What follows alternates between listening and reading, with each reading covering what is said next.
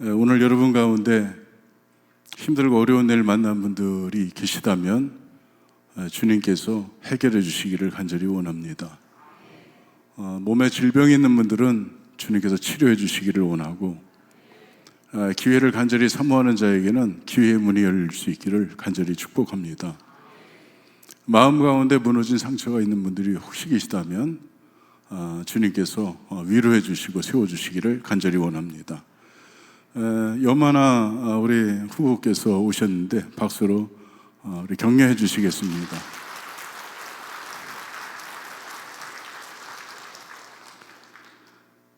인간의 비극을 말할 때 많이 사용되는 단어 가운데 소외라고 하는 말이 있습니다. 소외. 본래 있어야 될 관계와 의미로부터 멀어진 상태를 의미합니다. 본래 있어야 할 관계, 친구 관계, 부부 관계, 그리고 부모와 자식과의 관계, 이런 관계들, 있어야 되는 관계에서부터 멀어진 상태, 소외라고 그렇게 말할 수 있습니다. 의미로부터 멀어진 상태 또한 소외라고 하는데, 내가 왜 살아야 되는지, 무엇을 해야 되는지, 나는 어떤 존재인지 깨닫지 못할 때, 알지 못할 때 밀려오는 그런 외로움과 쓸쓸한 감정도 소외라고 할 수 있습니다. 독일의 철학자 중에 하이데거라고 하는 철학자가 있는데, 이 하이데거는 현대인을 가리켜 자아를 잃어버린 존재, 그렇게 표현했습니다. 우리가 살고 있는 이 시대의 사람들은 자아를 잃어버렸다는 것입니다. 거대한 기계 속에 작은 톱니바퀴처럼 그곳에 끼어서 조금 더 움직이지 못하고 계속 같은 일을 반복하는, 똑같은 일만 하다 보니 자신을 작은 부속처럼 느끼기 시작한다는 것입니다. 사람이 너무 바쁘게 살다 보니 그런 상황에서 나는 누구인가, 왜 살아가야 하는가, 그것을 잃어버린 것을 말합니다. 이런 자신에게 이렇게 올라오는 질문이 있죠. 또 누군가가, 타인이 나에게 너는 누구냐? 이렇게 질문하기도 합니다. 나는 누구인가? 이런 질문을 받게 되는데, 그 질문 앞에 아무 대답도 하지 못하고 굳어버린 채 멈춰져 있다면, 그때 우리는 아무도 내 고통을 알아주지 않는다, 이해하지 못한다, 이것을 느끼고 외로움에 묶이게 됩니다. 이것을 소외라고 말할 수 있습니다. 자아가 사라진 사람, 어쩌면 이것이 우리의 모습일 수 있고 주님을 멀리 떠난 사람들의 현 주소일 수도 있습니다.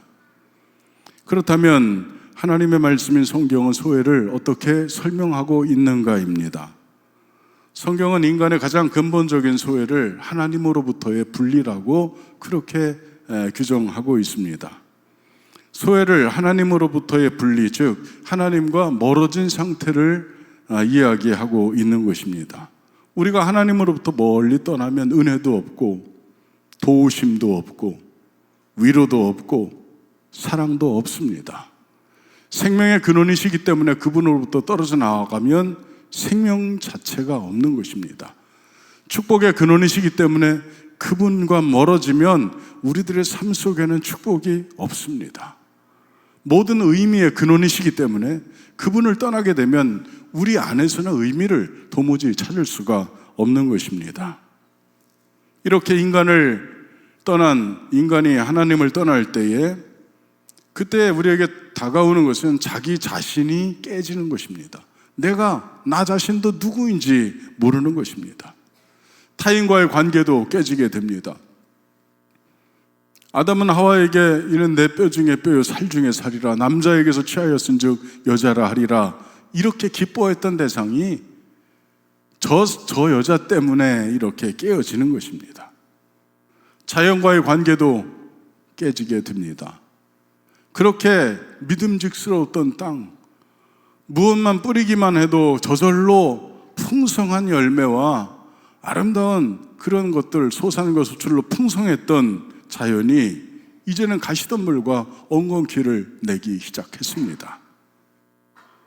삶의 의미마저 잃어버리게 되었습니다.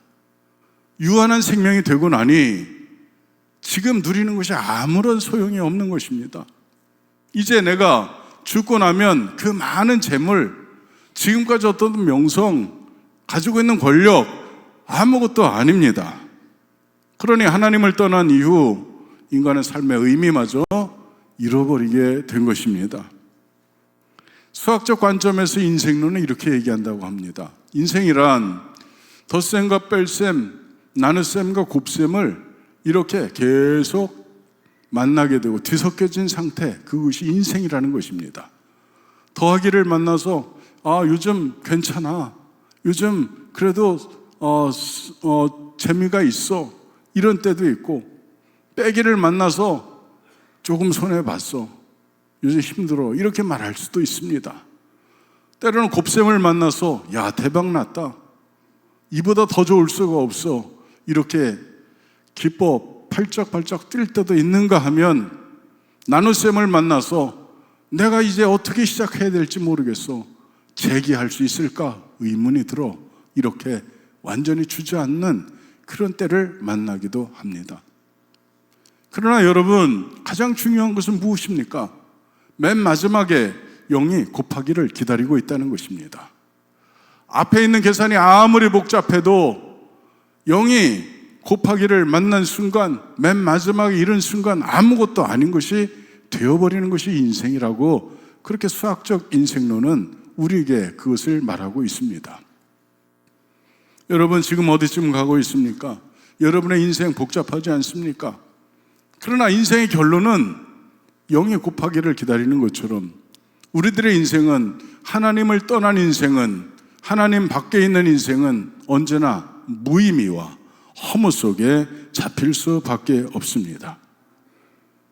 그래서 하나님 떠난 사람은 목자 없는 양이고 길을 잃어버린 존재가 되는 것입니다. 살아있지만 삶의 의미를 잃어버린 것입니다. 나는 왜 이렇게 허전한가? 왜 성공을 했지만 만족이 없는가? 이렇게 많은 사람들 속에서 왜 나는 외롭게 느껴지는가? 우리 아이 중에 한 녀석은 놀면서도 심심하다고 하는, 야 임마, 지금 재밌게 놀고 있는데 왜 심심해? 아빠 심심해. 놀면서도 심심한 것이 인생입니다. 여러분, 인생을 채울 수 있는 것은 그 어떤 것도 없습니다. 전체가 되시는 하나님이 우리에게서 빠져나오는 순간 우리는 아무것도 기대할 수 없는 것입니다. 소외의 다른 표현이 무엇입니까? 소외의 다른 표현이 죄입니다. 죄가 곧 하나님과 멀어진 인간의 상태를 말하고 있습니다. 그렇다면 복음의 역할은 무엇입니까? 하나님과 멀어진 인간을 다시 회복시키는 것이 복음입니다. 복음은 예수 그리스도시고, 예수 그리스도께서 오셔서 하나님과의 단절을 극복하시고 우리를 하나님 앞으로 인도하신 줄 믿습니다. 휘장을 가르시고 성소와 지성소를 나눴던 휘장이 나누어지고 하나님을 독대할 수 있는 은혜의 자리를 열으신 것, 예수 그리스도입니다. 그러나 여러분 모두 예수 그리스도 안에 있기를 간절히 원합니다. 예수 그리스도 주님의 위대하심은 소외된 나를, 소외된 우리를 찾아오셨다는 것입니다. 하나님이 나를 찾아오시고 하나님께서 여러분을 찾아오셨기 때문에 그분이 위대한 것입니다. 세리와 창기와 병든 자와 실패한 자, 버림받은 사람들에게 주님이 찾아오셨습니다. 창세기 2장에 보면 에덴 동산이 구성되고 난 다음에, 하나님께서 에덴의 동산을 창설하시고 난 다음에 그곳에 네 강이 시작되게 하셨습니다. 우리가 아는 대로 그 안에는 비손강이 있고 기혼강이 있고 히데겔이 있고 유브라데 강이 있습니다. 그 중에 두 번째 강이 비손강인데, 이 비손강은, 기혼강은 구스 온 땅을 둘렀고 이렇게 되어 있습니다. 강이 일직선으로 쭉 흐른 것이 아니라 구스 온 땅을 이렇게 흘렀다는 것입니다. 이건 뭘 얘기하냐면, 구스는 저주받은 함의 후손을 이야기하는데, 저주받은 땅을 주님의 은혜의 물로, 은혜 생명의 강으로 둘렀다는 것을 이야기하시는 것인 줄 믿습니다. 주님이 우리를 그렇게 찾아오신 것입니다. 그리고 우리에게 내가 너를 안다고 말씀하시는 것입니다. 여러분, 우리가 인생을 살아갈 때 아는 이 아무도 없는 그곳에 외롭게 있을 때에 누군가가 내 이름을 불러줄 그때에 얼마나 기쁨이 충만합니까? 아무도 나를 아는 사람이 없다고 생각했는데 누군가가 나를 불러줬습니다. 반가운 친구가 나타난 것입니다. 그때 우리는 외로움이 물러가고 기쁨이 찾아오고 그 안에 평안이 있고 만족이 생깁니다. 누군가가 내 이름을 불러줄 때 나는 그곳에서 의미를 발견합니다. 그런데 나를 불러주신 분이 하나님이시고, 나를 불러주신 분이 예수 그리스도시고, 나를 찾아오신 분이 전능자이시고, 그러면 문제가 없는 것입니다. 그분께서 말씀하시기를 내가 너를 버리지 않는다 이렇게 말씀하시니 우리는 그때부터 기쁨이 오고 행복하고 은혜가 충만한 줄 믿습니다. 그래서 십자가 사건은 하나님께서 인간의 소외 속으로 직접 찾아오신 사건, 이것이 십자가 사건이 되는 것입니다. 복음은 죄의 용서를 통해 잃어버린 존재가 회복되는 사건이 복음입니다. 오늘 본문은 바로 그 소외된 모든 이들에게 은혜와 소망을 들려주는 것입니다. 목자 없는 양처럼 흩어진 우리를 예수께서 그냥 지나치지 않으셨다는 것입니다. 그분은 우리를 보셨고 우리를 불쌍히 여기셨고 우리를 끝까지 포기하지 않으신다고 약속하셨습니다. 오늘 이 시간 하나님과 멀어진 소외된 인간을 끝까지 찾아오시는, 포기하지 않으시는 목자가 되신 주님을 우리 모두 함께 바라보기를 원하고, 목자와 함께 잃어버린 영혼을 통해 그분과 동행을 결단하는 여러분 모두가 되시기를 주님의 이름으로 축복합니다. 세 가지를 생각해 보고자 하는데, 첫 번째는 예수님은 우리를 그냥 지나치지 않으셨습니다. 본문 마태복음 9장 36절을 보면 이렇게 시작합니다. 무리를 보시고 불쌍히 여기시니. 주님께서 여러분 보시고 주님께서 불쌍히 여기셨다. 주님이 불쌍히 여기시면 된 것입니다. 그분이 나를 긍휼히 여기시면 이미 해결된 것입니다. 그분이 나에게 눈을 맞추시고 그분이 나를 바라보신다면 내 모든 인생의 문제는 해결된 것입니다. 예수님은 그냥 스쳐 지나가지 않으셨습니다. 주님은 그들의 상처를 보셨고 숨겨진 눈물을 보셨고 무너진 마음을 주님께서 보셨습니다.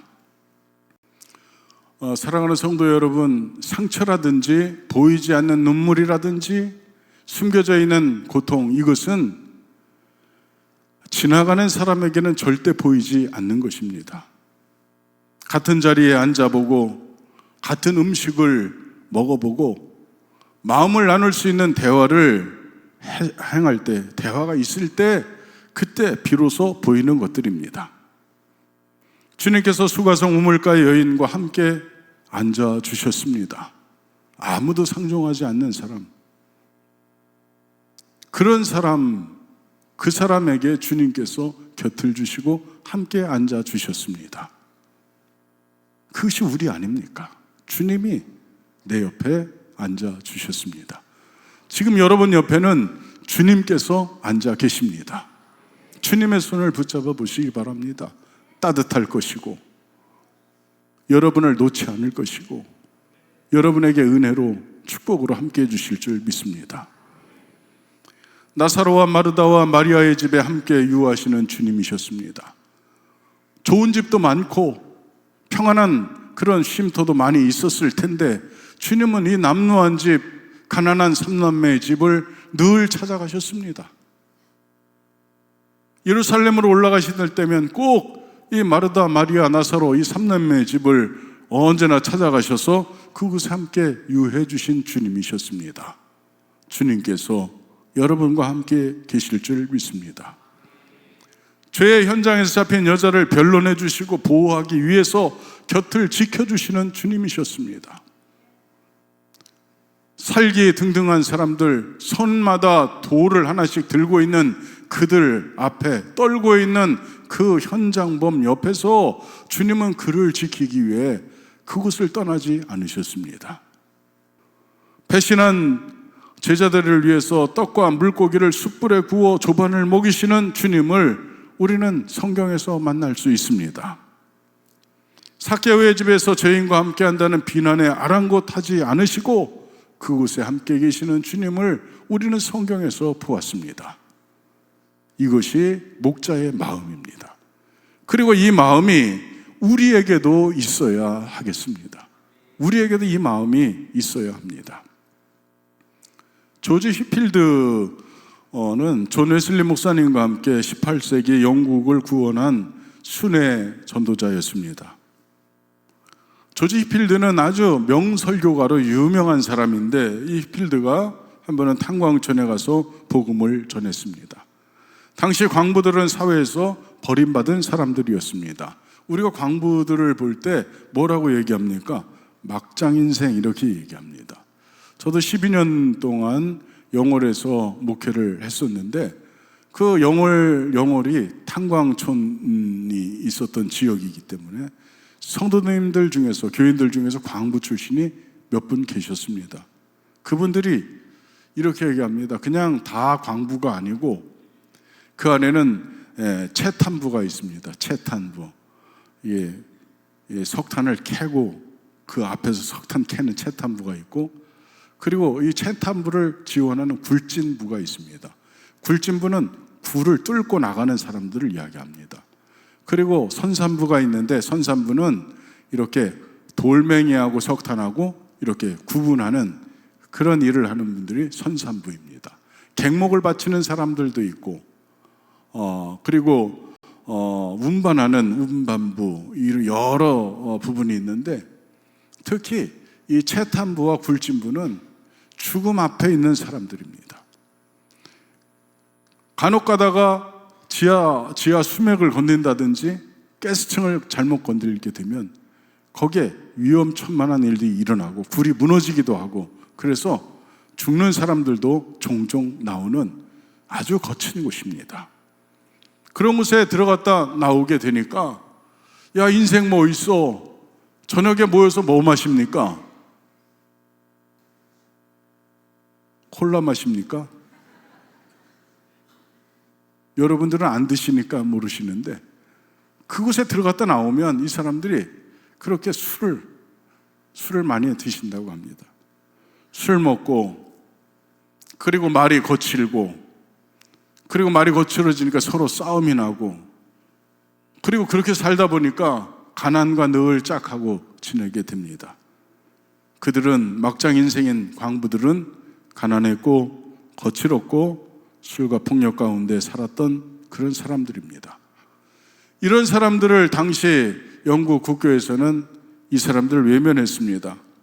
그때 조지 휘필드는 그들을 외면하는 국교회를 향해서 복음은 가장 어두운 곳으로 가야 합니다, 이렇게 주장했습니다. 여러분 동의하십니까? 복음은 어디를 향해야 합니까? 복음은 어두운 곳을 향해야 복음이 되는 것입니다. 그래서 휘필드는 광산 입구에 서서 복음을 전했습니다. 예수 그리스도께서 죄인을 위해 죽으셨습니다. 예수 그리스도께서 죄인을 위해 십자가 지셨습니다. 이렇게 전했는데 광부들이 들을 리가 없습니다. 그들은 휘필드를 비웃었습니다. 그러나 성령에 감동된 휘필드의 가슴 속에는 예수 그리스도의 마음이 있었고 주님의 심장이 있어서 그는 잃어버린 양들을 바라보는 목자의 심정으로 눈물을 흘리며 설교했습니다. 주님은 여러분을 포기하지 않으셨습니다. 그렇게 감동적인 설교가 계속됐을 때 이 복음 앞에서 광부들은 무너지기 시작했습니다. 그들의 얼굴에는 눈물이 흐르기 시작했습니다. 석탄가루로 까맣게 그렇게 덮여진 얼굴에 눈물이 흐르니까 본래 얼굴색이던 하얀색이 드러나서 하얀 눈물이라고 그렇게 부르게 되었습니다. 여러분, 이 복음을 들은 광부들은 석탄가루로 덮인 그들의 얼굴에 하얀 눈물이 흘렀고 그들의 영혼까지 어둠이 물러가고 빛이 들어가기 시작했습니다. 사랑하는 성도 여러분, 예수님의 사랑은 가장 어두운 영혼까지 찾아갑니다. 세상이 포기했어도 주님은 결코 포기하지 않으십니다. 그들에게도 주님은 가십니다. 주님은 오늘도 사람들에게 버림받은 영혼을 그분의 눈은 바라보고 계실 것입니다. 두 번째로 주님은 기진한 영혼을 불쌍히 여기셨습니다. 마태복음 9장 36절 후반부에 보면 그들이 목자 없는 양과 같이 고생하며 기진함이라 이렇게 되어 있습니다. 여기서 말하는 기진함이라고 하는 말의 헬라어는 에스킬메노이라고 하는 단어인데, 이 단어는 짐승의 가죽을 벗기는 행위를 묘사할 때 사용되어지는 단어입니다. 짐승의 가죽을 벗길 때 사용되는 단어가 에스킬메노이, 기진하다, 이런 의미입니다. 주님께서 보고 계시는 그들은 삶에 의해서 찢긴 사람들입니다. 짓눌리고 죄와 실패로 상처 입은 사람들입니다. 기진한 그들은 힘이 빠진 사람들보다 아주 더 심각한 상태입니다. 영혼이 너덜너덜해진 상태를 이야기하는 것입니다. 이미 죽은 것과 다름이 없는 상태를 이야기합니다. 가죽이 벗겨졌으니 살 수 있겠습니까? 이것을 지역한다면 그들은 찢기고 내던져진 사람들 같았다라고 하는 의미입니다. 이것이 하나님 떠난 인생들을 상징하는 말인 것입니다. 여러분, 우리는 다 그랬습니다. 우리는 지쳐 있었고, 우리는 찢겨 있었고, 우리는 인생의 무게에 짓눌려 있었고, 우리는 희망이 없었고, 우리는 그야말로 우리들의 인생은 너덜너덜해진 영혼과 다를 바가 없었습니다. 우리는 결코 스스로 일어날 수 없는 상황 가운데 우리가 있었을 때에 예수께서 여러분에게 손을 내미신 것입니다. 본문 마태복음 9장 35절에 보면 예수께서 모든 도시와 마을로 두루 다니사 그들의 회당에서 가르치시며 천국 복음을 전파하시며 모든 병과 모든 약한 것을 고치시니라. 주님께서 모든 마을 도시로 두루 다니셨고, 그리고 가르치셨고, 전파하셨고, 고쳐주셨습니다. 마가복음 5장 24절로 34절에 보면 혈루증 앓는 여인의 기사가 기록되어 있습니다. 12년 동안이나 피를 흘리며 살아온 여인이었습니다. 그가 앓고 있는 질병보다 더 큰 마음의 고통이 있었습니다. 그녀는 깊은 소외 속에 갇혀 있었습니다. 율법상 부정한 사람이니 이웃과 어울릴 수도 없습니다. 그녀에게 12년은 너무도 긴 세월이었습니다. 의사를 찾았지만 낫지 않았고 얼마 없었던 재산마저도 다 잃었습니다. 그녀는 육체뿐 아니라 영혼까지 기진한 사람이었습니다. 그런 그녀에게 주님께서 찾아가신 것입니다. 만약에 주님께서 다가가시지 않으셨다면 그 여인은 군중을 뚫고 주님께로 가까이 갈 수 없는 건강 상태였습니다. 예수님은 그녀를 찾아가셨고 가까이 다가가셨고 옷자락을 내어주셨습니다. 그녀가 주님의 옷자락을 만졌을 때에 그때 그는 병에서 노임받았습니다. 그리고 주님께서는 군중 앞에서 그 여인에 대해서 선포하셨습니다. 마가복음 5장 34절에 보니까 딸아, 네 믿음이 너를 구원하였으니 평안히 가라. 내 병에서 놓여 건강할지어다. 여러분, 이 말씀이 무엇인지 아십니까? 이 여인은 이제 너희들과 함께 할 수 있는 사람이 되었다는 것을 이야기합니다. 이 여인은 깨끗하다는 것을 말하고 있고, 이 여인은 나의 자녀, 하나님의 백성이라는 것을 선포하시는 것입니다. 그러니 너희들 이 여인을 가까이 해도 된다는 주님의 선포입니다. 예수님은 그녀의 육체의 병과 함께 영혼의 상처까지 회복시켜 주신 줄 믿습니다. 요한복음 21장에 보면 베드로의 회복 사건이 기록되어 있습니다. 십자가 앞에서 예수님을 3번이나 부인한 베드로입니다. 그는 누구보다 자기 자신에게 실망한 사람입니다. 우리 인생을 지나다 보면 우리 스스로에게 실망할 때가 있습니다. 나는 정말 아무것도 아니야. 나는 정말 어찌할 수가 없어. 여러분, 자신에게 실망할 때 참 그것이 정말 심각한 일입니다. 우리가 다른 사람으로부터의 소외를 겪게 되면 이유라도 있지만 자기 자신으로부터 소외될 때는 이건 어떻게 감당이 안 되는 것입니다. 그런 실망한 사람, 좌절한 시몬에게 부활하신 주님께서 찾아가셨습니다. 갈릴리 바닷가에서 아침 식사를 준비해 놓고 기다리셨습니다. 그리고 그 시몬에게 물으셨습니다. 요한의 아들 시몬아, 내가 나를 사랑하느냐? 지금 주님께서 여러분에게 묻는 질문이기도 합니다. 요한의 아들 시몬아, 내가 나를 사랑하느냐? 주님은 왜 나를 부인했니? 너는 그것도 이기지 못했니? 왜 믿음에서 실패하였느냐? 이렇게 질책하지 않으십니다.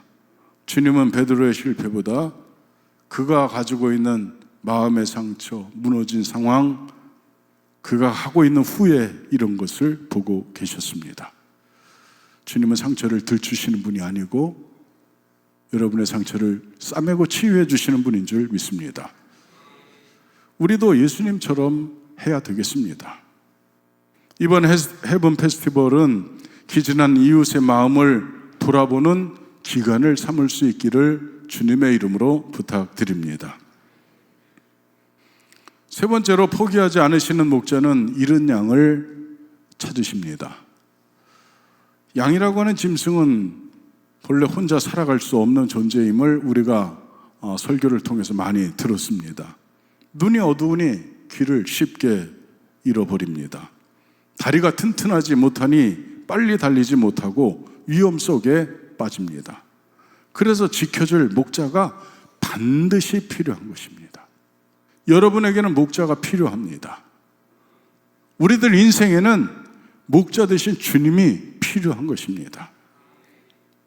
누가복음 15장에서 양을 잃은 목자가 있습니다. 그 기사인데, 잃어버린 한 마리 양을 찾아 나섰습니다. 99마리를 두고 한 마리를 찾으러 나간 것입니다. 합리적 관점에서 보면 비효율적인 것이고 경제적 관점에서 보면 손해입니다. 그러나 목자의 관점은 언제나 사랑의 대상일 뿐입니다. 주님은 여러분을 사랑의 대상으로 삼으신 줄 믿습니다. 효율성을 말하지 않으시고 손해와 이익을 논하지 않으십니다. 주님은 여러분을 사랑의 관점으로 대하시는 줄 믿습니다. 그것이 목자입니다. 목자이신 주님께서는 한 영혼을 포기할 수 없는 천하로 보시는 줄 믿습니다. 여러분이 천하입니다. 여러분이 절대 가치입니다. 절대로 포기할 수 없는 절대 가치가 여러분입니다. 장기 결석자를 향하여, 상처 입은 성도를 향하여, 신앙의 길에서 멀어진 영혼을 향해서 지금도 포기하지 않으시는 목자의 걸음이 다가가고 있는 줄 믿습니다. 영국의 아주 유명한 설교가 중에 스펄전 목사님이 계시는데, 이 스펄전 목사님이 신방한 이야기입니다. 한 성도가 오랫동안 교회를 떠났습니다. 스펄전 목사님은 그 집을 신방 갔습니다. 그 집의 신방간 목사님이 그렇게 설교를 잘하시는 분이 설교를 하셔야 될 텐데 설교를 안 하시고 아무 말도 하지 않으셨습니다. 벽난로 앞에 앉아 있었던 목사님은 잘 타고 있는 숯불 하나를 끄집어서 따로 떨어뜨려 놨습니다. 숯불이 그 벌건 숯불이 점점 색이 붉은 빛을 잃고 식어가기 시작했습니다. 그때 목사님은 다시 그 숯을 불붙는 그 숯불 가운데 집어넣습니다. 그래서 다시 뜨겁게 타오르기 시작했습니다. 이 모습을 바라보던 성도가 그 목사님 돌아오는 주일에는 제가 꼭 교회 예배 참석하겠습니다. 여러분, 우리는 스스로 뜨거울 수 없는 존재입니다. 여러분, 교회가 왜 필요합니까? 우리는 왜 무리 가운데 있어야 합니까? 혼자서 되는 것이 아니기 때문입니다. 우리는 서로가 서로를 의지하고 도울 수 있어야 합니다. 그래야만 우리는 열기를 유지할 수 있고 불을 꺼트리지 않을 수 있습니다. 스스로 완전하는 자는 없습니다. 기댈 때 쓸 수 있는 것입니다. 그러니 서로 기대시기를 바랍니다. 옆 사람을 기대 보시기를 바랍니다. 아멘. 이제 우리 가운데는 이렇게 간격이 좀 줄어들었으면 좋겠습니다. 이게 무슨 코로나 상황도 아니고 뚝뚝 떨어져 앉는 것이 이게 습관이 돼서 자꾸 이렇게 멀리 떨어지려고 하는데 그러지 말고 어깨를 맞대시고 서로의 체온을 한번 느껴보시고 한번 그렇게 친하게 한번 지내보시기를 축복합니다. 사랑하는 우리 조양교회 성도 여러분, 목자는 식어버린 영혼에 다시 불을 붙여주시는 분이 예수 그리스도인 줄 믿습니다. 주님은 오늘도 우리에게 찾아오십니다. 사랑하는 조양교회 성도 여러분, 두 번이나 이렇게 말씀드린 것은 강조인데 우리는 너무 쉽게 사람을 포기하고 있지는 않는지 여러분 스스로에게 한번 물어볼 수 있기를 바랍니다. 99마리의 양을 바라보면서 때이른 만족감에 도취된 것은 아닙니까? 우리가 주변을 바라보면 교인이 좀 있는 것 같고, 그러니까 이 99마리의 눈을 뺏겨서 때이른 만족감에 도취돼서는 안 된다는 것입니다. 밖에 나가면 이보다 더 많은 죽어가는 영혼들이 있습니다. 아멘. 10명 중 9명 반은, 8명 반은 예수 믿지 않는 사람입니다. 그러니 여러분, 복음을 전할 수 있기를 간절히 바랍니다. 생명수첩에 기록해야 할 많은 잃어버린 양을 향해서 바쁘다는 애매한 이유를 대면서 찾아가기를 포기하고 있지는 않습니까? 여러분, 그렇게 바쁩니까? 한 사람 만나기도 어려울 만큼 그렇게 눈꽃 뜰 새 없이 바쁜 것입니까? 주님께서 여러분에게 맡기신 일이 가벼운 일이 아닙니다. 그것은 뒤로 미룰 수 있는 일도 결코 아닙니다. 그러니 포기하지 않기를 바랍니다. 속단할 어떤 근거도 없는데 저 사람은 변하지 않습니다. 이렇게 속단하면서 지역 백성의 낙인을 찍지는 않았습니까? 저 사람은 절대로 변화될 사람이 아닙니다. 저 사람은 절대로 교회 나올 사람이 아닙니다. 이렇게 우리는 지옥의 낙인을 그렇게 꽝꽝 찍으면서 다닌 것은 아닙니까? 한번 돌아볼 수 있기를 바랍니다. 주님께서 이 시간 이곳에 성령을 보내주셔서 완악한 저부터 고쳐주시고 성령의 불을 부으셔서 여러분을 치료할 수 있기를 간절히 원합니다. 잃어버린 영혼을 향해 걸어갈 수 있는 능력을 이 시간 부어달라고 기도하는 여러분 되시기를 주님의 이름으로 축복합니다. 찬송가 254장 1절과 3절과 5절을 부르시고 말씀 생각하며 통성으로 기도하시겠습니다.